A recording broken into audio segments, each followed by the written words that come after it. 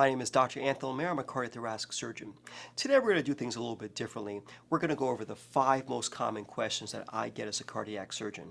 So let's get started. The most common question that I get, the number one question I get when I'm going to operate on a patient is, number one, do they have to crack or break my ribs in order to get to my heart?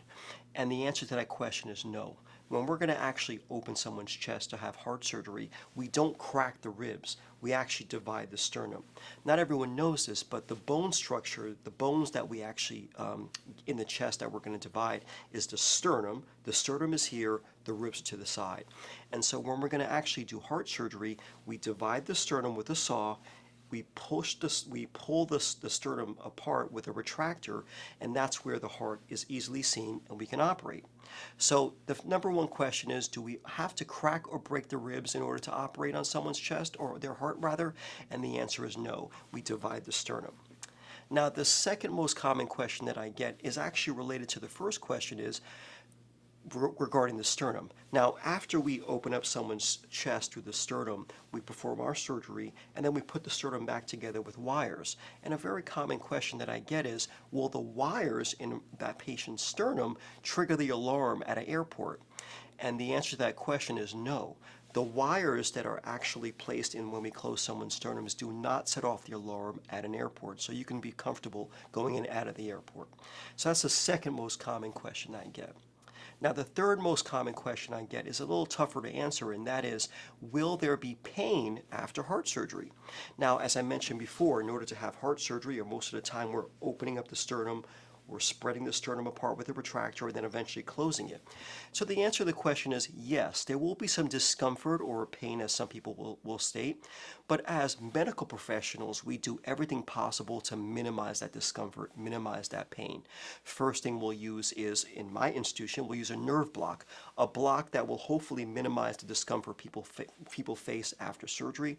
We'll also be giving pain medication afterwards. So most of us, the doctors, the nurses, we're all aware that this surgery can have some element of discomfort or pain. And so if you do have some discomfort or pain, then we'll give you the appropriate medication to minimize that. So that's the third most common question.